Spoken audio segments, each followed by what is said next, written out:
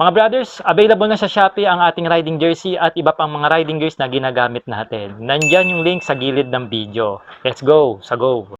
Mga brothers, welcome back sa ating short moto comparison review. Ngayon magkakaroon tayo ng mabilisang comparison dito sa dalawang affordable maxi scooter ng FKN Motorcycle Philippines. As you may know, nagkaroon sila ng Slick 400. Ayan po, isa po itong elegante na maxi scoot na pasok sa expressway dito sa Pilipinas. Ayan mga brothers, at hindi pa nasiyahan si FKM dyan dahil marami nga daw naghahanap ng mga dual sports na adventure na maxi scooter. Naglabas naman sila ngayon taon na Venture 400 mga brothers. Napakang ganda nitong color white kasi ito po yung color scheme ng FKM o color team nila na white and blue mga brothers. Ayan, magkaroon po tayo rito ng side by side comparison, no? Mabilisan lang. Dito sa harapan mga brothers, meron po silang parehas na windscreen. Dito po kay Slick na adjustable, and ito naman po si Venture adjustable naman po. Pagdating naman sa headlight,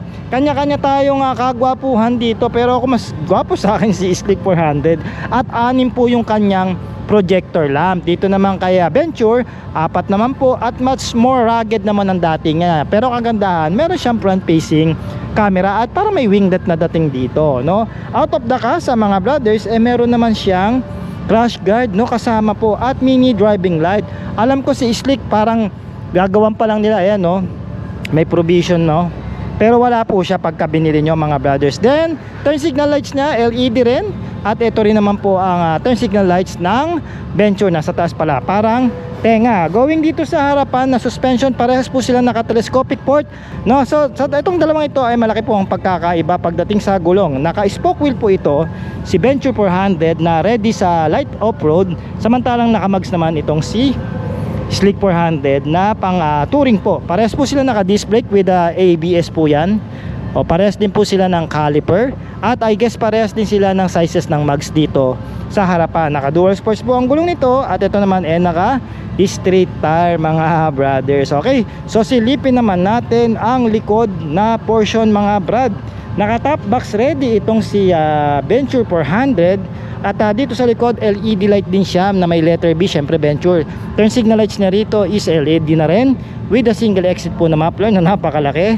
Naka sub tank po ang ating dual shock dito, at naka 13, alam ko 13 ba to o 14 rin ba yung gulong nito. Naka dual sports ito mga brother at naka spoke wheel na rin po na tubeless mga brother. Disc brake na rin to with a traction control. Going naman dito kay Slick, syempre naka street tire ito. Ayan, no, 13 nga yung gulong niya sa likod mga brothers. Mas mahaba yung fender niya, no? May camera doon si Ventures, dito kay Slick wala. LED lights na rin siya, at naka dito po yung kanyang turn signal lights, no? I guess valve type ito. At ito top box ready rin. Alam ko tatanggalin lang ito, pwede nang kabitan ng top box. Mas mababa po yung posisyon ng muffler nito, parang semi straight, at naka dual shock lang po ito sa likod na walang baso. Ngunit ganun pa man, may ABS ito, at syempre yung bagong version niya may traction control na rin para makasabay dito kay Venture. Parehas po halos yung upuan, hindi sila naglalayo.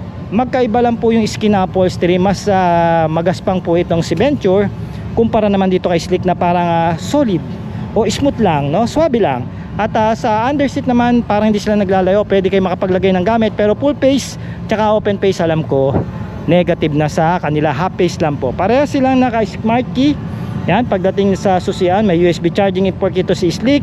Around 10 liters ata fuel tank ito pataas, no?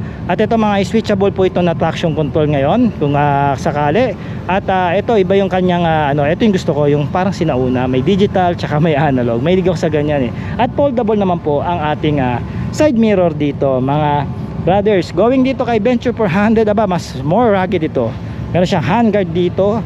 Ang kanyang side mirror nandito sa manibela kumpara doon sa unahan pang sports file, no? At meron tayong ditong digital ano pala ito mga brothers, smart key, sorry, paka USB rin ito.